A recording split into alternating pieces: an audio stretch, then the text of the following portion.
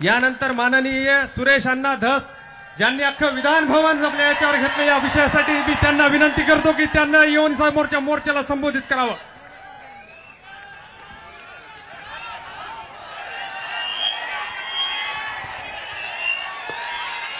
परभणी येथील या सर्वपक्षीय मोर्चाच्या निमित्तानं उपस्थित असलेले आपल्या सर्वांचं दैवत, आपल्या सर्वांचं आदरस्थान आदरणीय मनोजदादा जरांगे पाटील, या ठिकाणी उपस्थित या जिल्ह्याचे खासदार, या जिल्ह्यातील आमच्या शेजारचे विधानसभेतील आमचे सहकारी संदीप भैया, इथले राजेश विटेकरजी, सॉरी प्रोटोकॉल जरा चुकला, आदरणीय आमदार राहुल पाटीलजी, मेटेताई आणि सर्व माजी आमदार डेंगे साहेब इथं आहेत, सर्वच आहे। मी सर्वांचं नाव आणि अण्णासाहेबांचे चिरंजीव ज्यांचं या ठिकाणी भाषण झालंय ते नरेंद्र पाटील साहेब इथे आहेत आणि हे जे आयोजन केलेले त्या आयोजकांचं सर्वांचं मनापासून सुरुवातीला आभार मानतो। परभणी नगरीचे माजी महापौर सुद्धा या ठिकाणी आहे। तर काय आहे, जगात जर्मनी,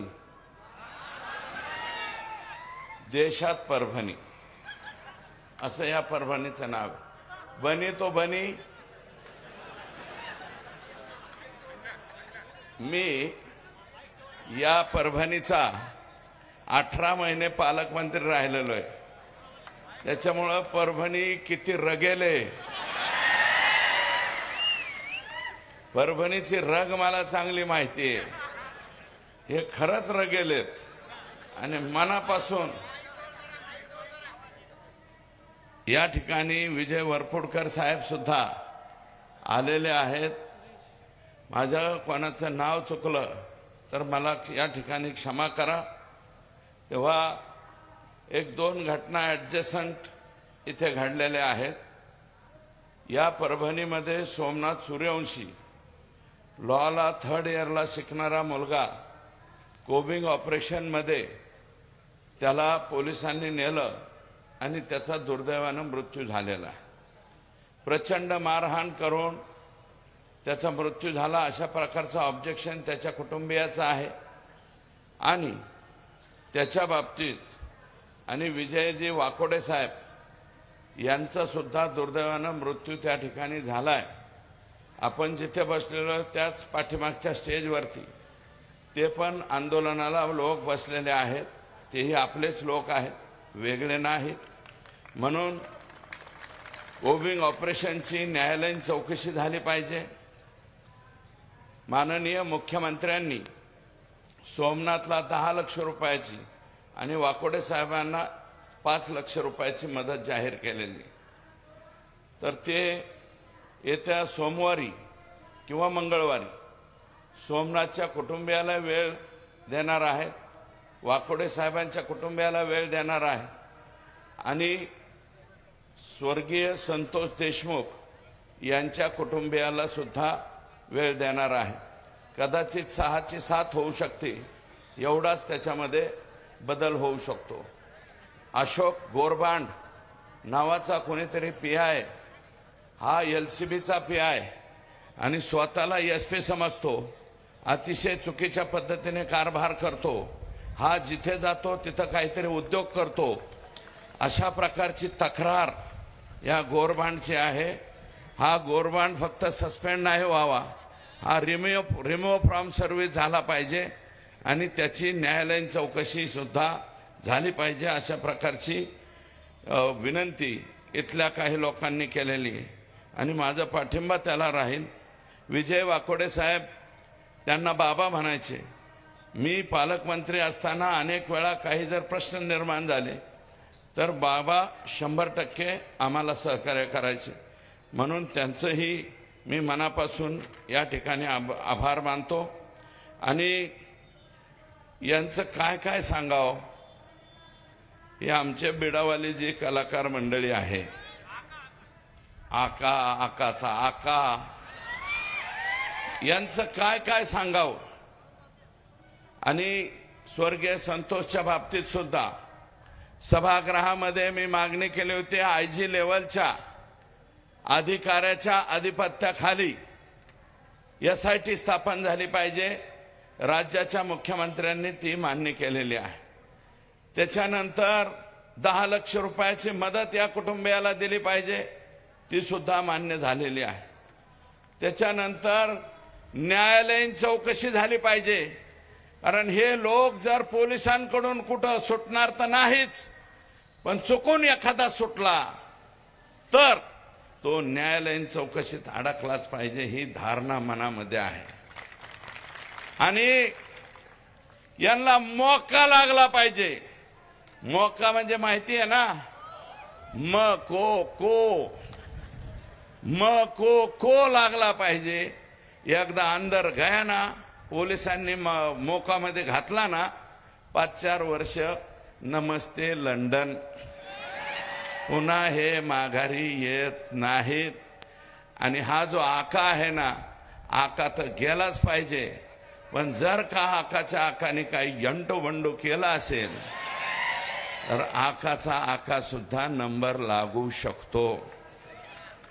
यांचे लफडे माणसं मारायचे तर आहेतच. अरे कोणत्या पद्धतीने तुम्ही संतोषला मारलं, ही कुठली पद्धत आहे? इतिहासामध्ये छत्रपती संभाजीराजांना ज्या पद्धतीने मारलं होतं, अतिशय हालहाल करून, हे पाहिलेलं आम्ही. इतिहास आहे. मी बरोबरी करत नाही, करू शकणार नाही, कारण आमचा छत्रपती संभाजीराजा होता 1800 लढाया जिंकणारा, 12 हत्तीचं बळ ज्याच्या भुजामध्ये होतं, तो छत्रपती संभाजीराजा आमचा होता. मी छत्रपती संभाजीराजांची तुलना करणार नाही, परंतु आमच्या लेकरांनी नेमकं तुमचं बिचारावं काय बिघडवलं होतं? अरे इथं 10वीला लेकरू आहे, एवढुले लेकर आहे त्याचे. तुमचं काय बिघडवलं होतं? फक्त एका दलित समाजाच्या पोराची बाजू घ्यायला गेला होता, बाजू घ्यायला गेला म्हणून मारता. आणि जर तो व्हिडिओ आकाला तर 100% दाखवलाच असेल संतोषच्या मारहाणीचा, पण आकाच्या आकाला दाखवला असेल आणि त्यांनी जर पाहिला असेल तर आकाच्या आका, कर लो जल्दी तयारी, हम निकले है जेलवारी, असं सुद्धा तुम्हाला करावं लागल. पण आज मी त्या बाबतीत बोलत नाही. आणि ते म्हणतायत 100 चुवे खाके बिल्ली हाज को चली म्हणतात ना, तसा काहीसा प्रकार. काल परवा हे आकाचे आका आले, म्हणले जे जे दोषी असतील त्यांना फाशी द्या. पण आधी नीट वागायचं कोणी सांगायचं होतं? आणि अजित दादा, क्या हुआ तेरा वादा, अजित दादा तेरा वादा क्या हुआ रे? काय को इसको अंदर लिया? ये अंदर लेने का जैसा नहीं है. संगीत दिघोळे पासून त्यांचा संतोष देशमुखापर्यंत हत्याची बेरीज केली तर अजय दादा जरा हिशोब करा. आणि या हत्या कोणी घडवून आल्या, त्याच्या मागचा मास्टर माइंड कोण, कोणी हे उद्योग केले, हे जर तुम्हाला माहित नसलं तर परभणीला माणसं पाठवा, बारामतीचे माणसं पाठवा, बारामतीचे माणसं परळीत पाठवा. आमच्या इतर लोकांना सगळ्यांना बर का, एका समाजापुरतं नाही, इतर सगळ्या समाजाला काय वागणूक आहे, तिथं काय वागणूक मिळते 18 पगड जातीला. जीव मोठी धरून बसताय. 200 500 कुटुंब शहर सोडून चालले. काही गंगाखेडात पण आले असते. गंगाखेडचे आमचे भाऊजी का नाही आले? वो रत्नाकर गुट्टे साहेब आज कुठं अडकले माहित नाही बाबा. डबल पॉलिसी हमता का काय, इकडे हमरे भी साथ और उधर के भी साथ. उनके साथ नहीं है, वो भी हमरे साथ है. परंतु रत्नाकर भाऊजी हे वागणं बरं नव्हा. खोल्लम खोल्ला यायला पाहिजे, अंदर की बात नाही चाललं पाहिजे. हा सर्व पक्षीयांचा आहे. आणि मी तर अजित दादाला म्हणलो होतो, माझ्या पक्षाकडून मला संधी मिळत नाही, आमच्या मुख्यमंत्र्यांना काहीतरी अडचण आलेली दिसते, मला मिळत नाही. तुम्ही एक काम करा, प्रकाश दादाला करा. प्रकाश दादा सोळंके, तो बी ज्येष्ठ 5व्या टर्मचा आमदार आहे, त्याला करा. नसलं तर मी म्हणलं तर ह्या विटेकरला करा. राजेश विटेकर याचे वडील बी आमदार होते पूर्वी. राजेश विटेकरला करा. आणि हे नसलं जमत तर म्हणलं बुलढाण्याचा कायंदे करा. कायंदे निवडून आला ना तुमच्या पक्षाकडून, घड्याळाकडून.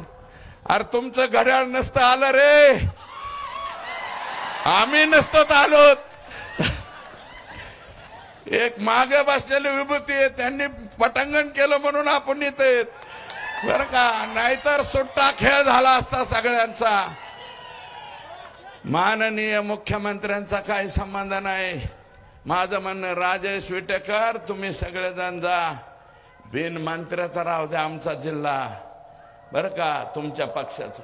तरी बी लोक खुश होते, नाही तर लोक क्या हुआ तेरा वादावर येणार आहे. आणि तो वादा अजित दादालाच मागणार. पीक विमा 40,000 हेक्टरवर भरलाय परभणी जिल्ह्यावर. राहुल पाटील साहेब, तुमचा मतदारसंघ सगळा शहरी. माझी विनंती आहे, बघा शहराच्या सुद्धा सगळ्या प्रॉपर्टी रजिस्टरवर विमा भरलाय का नाही बघा. आणि राजेश विटेकरला माझं म्हणणं आहे, राजेश विटेकर तुमच्या एकट्या तालुक्यावर, सोनपेठ तालुक्यावर 13,190 हेक्टरवर रामनाईक तांडा, अमका तांडा, तमका तांडा. अरे तुम्ही बंजारा म्हणून घेता, बंजारा भाऊचा तांडा, रामनाईक तांडा, गोरबांड तांडा, इलेक्शन पुरतं एवढी आजो एवढी, आणि इलेक्शन म्हणलं की जावडी आजो. हे आमचे बंजारे ओस तोडायला बाहेर जातात. त्याचा फायदा घेऊन परळी तालुक्यातल्या लोकांनी सोनपेठ तालुक्यावर 13,190 हेक्टरवर विमा भरला का नाही? आमदार दाखवलं का नाही? मग तुम्ही प्रेस घेऊन सांगितलं का नाही? म्हणजे याचा अर्थ राजेश, तू कुणाच्या तरी दबावाखाली आहेस. अरे रग्गेल वागायचं, रग्गेल, लोळा पांगळ्यासारखं वागायचं नाही. आयुष्यभर शेळी म्हणून जगण्यापेक्षा एकच दिवस वाघ म्हणून जगलं पाहिजे. ही औलाद आपली आहे, असं आपण जगलं पाहिजे. तू कस काय नाव घ्यायना, मी वाट बघतोय. राजेश विटेकर पत्रकार परिषद घेतोय का नाही? अजून घेतली नाही. तुम्ही घ्या, आणि नसली तर वरपुडकर साहेब तुम्ही तरी घ्या. आमचा फुलशेर आहे ना, यांच्या पोराचं नाव आहे शमशेर, मी म्हणत असतो फुलशेर बरं का. मी माझ जिल्हा परिषदेचा उपाध्यक्ष, सुनबाई मला वाटतं जिल्हा परिषदचे अध्यक्ष, राजेश सुद्धा जिल्हा परिषदेचा अध्यक्ष होता. आणि त्याच्यामुळे आपल्याला संधी मिळाली.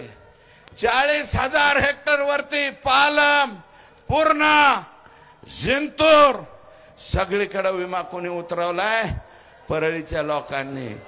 परळीचा पॅटर्न आकाच्या आकाने.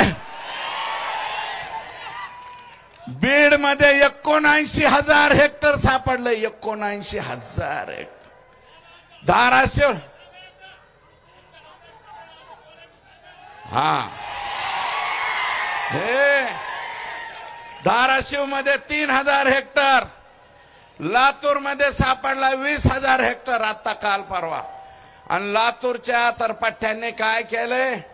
लातूर मधला जो परळीचा सुरेश रामचंद्र धस नावाचा माणूस आहे, त्याने लातूरात विमा भरलाय, जळगावात भरलाय, वर्ध्यात भरलाय, इकडं याच्यात म्हणजे अमरावतीत भरलाय. एकाच माणसाने 8-8 जिल्ह्यात विमा भरलाय. आता नवीन नवीन कागद पुढे यायला लागले. अरे तुमच्या स्वतःच्या जमिनीवर दुसरे लोक आणून विमा भरणं हा नवीन पॅटर्न ह्या परळीवाल्यांचा। आणि दादा क्या हुआ, दादा हे काय केलंय तुम्ही, हे कसं ठेवलंय? आणि हे सगळीकडे माननीय मुख्यमंत्र्यांचं मी आभार मानतो। मुख्यमंत्र्यांनी सभागृहात जाहीर केलं 2-3 डिपार्टमेंटची हे करतो, कमिटी करतो आणि याची सखोल चौकशी करतो। मी आज जगात जर्मनी, देशात परभणी, भारतात परभणी, या परभणीत मागणी करतो माननीय मुख्यमंत्र्यांना, मुख्यमंत्री महोदय यांची नुसती चौकशी करू नका। ज्यांनी आमच्या वाडवडिलांच्या आजोबा पंजोबांच्या जमिनीवर विमा भरला यांच्यावर मोका लावा, मोकाच पाहिजे, दुसरं काय नाही। हे सगळ्यावर मोका, सीएससी सेंटरवर मोका, ज्यांनी त्यांना आधार कार्ड दिलं त्यांच्यावर मोका, ज्यांचं पॅन कार्ड दिलं त्यांच्यावर मोका। सबके सब अंदर कैसे चल रहा है असं लांबून म्हणले पाहिजेत। यांना हे करा, परभणी, लातूर, जालना, त्याच्यानंतर आपल्या संतोषची न्यायालयीन चौकशी होणार आहे। पण माझं मत आहे असं, विटेकर साहेब तुम्हाला माझी विनंती आहे, आमच्या मनोज दादांनी आंदोलन केलं, आम्हाला एकटं पाडण्याचा तुम्ही प्रयत्न केला, तुम्ही एकटं नाही। आता एक नवीन घोषणा काढायला पाहिजे मला असं वाटतं। एकच पर्व हे 2 नेते, ह्यांचा समाज सुद्धा नाही। एकच पर्व हे 2 नेते सोडून सर्व बाकी सगळे जाती धर्माचे लोक हे आपले समजायचे। अशा प्रकारचे आपल्याला या ठिकाणी विनंती करतो।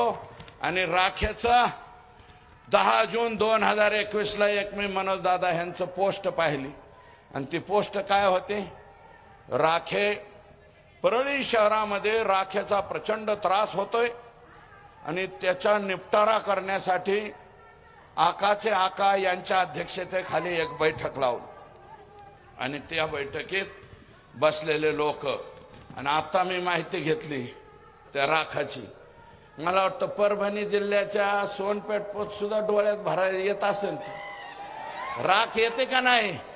गंगाखेडात सुद्धा राख येते, परभणीत सुद्धा येते, हैदराबाद पर्यंत हे घेऊन जाते, उघडी घेऊन जाते आणि ते खाली उतरते, लोकांच्या डोळ्यात जाते, त्वचेचे आजार होते, कुणाच्या फुफ्फुसाला आजार व्हायला लागले। आणि मी म्हणतो धनुभाऊ, हे दीपक मुंडे, अजय मुंडे, हा तर तुमचा चुलत भाऊ आहे सख्खा, सायन्स मुंडे, समाधान बिडगर, मंगेश बिडगर, मुन्ना जयस्वाल, दत्ता कराड हे आकाचा नातेवाईक आहे, गणेश सप्लायर्स, पप्पू फड, बाळू बिडगर, महेश शेप, कृष्णा मुंडे, गोविंद मुंडे, चंद्रकांत फड, सचिन जाधव आघाव, हे लोक कोण आहेत? हे तुमचेच सगळे थर्मल उपसून घे। 10 वर्ष झालं नंगा नाच चाललाय तिथं, कुणी बी जातंय, जेसीबी लावतंय, उचलून नेते। 20-20 वर्ष झालं या परळी थर्मल मध्ये जसे नोकरीला लागले तसे रिटायर व्हायची पाळी आली काही कर्मचारी। 20-20 वर्ष कुठे एका जागेवर राहतात का सरकारी कर्मचारी? ते फक्त परळी ते 20 वर्ष एका जागेवर राहण्याचा परळीचा नवीन पॅटर्न आहे। हा पॅटर्न महाराष्ट्र राज्याने स्वीकारावा अशा प्रकारची विनंती राज्याचे मुख्यमंत्री, दुसरे एकनाथराव शिंदे साहेब उपमुख्यमंत्री आणि अजितदादा उपमुख्यमंत्री यांना त्या ठिकाणी हे बोलावं अशा प्रकारची विनंती करतो। आणि बिंदू नामावलीची मी बीड जिल्ह्याची मागणी केली, तसं परळीत सुद्धा काहीतरी गोंधळ आहे, म्हणजे परभणीत सुद्धा गोंधळ आहे। परभणी जिल्ह्याची सुद्धा बिंदू नामावलीची मी इथं मागणी करतो। आणि तुम्हाला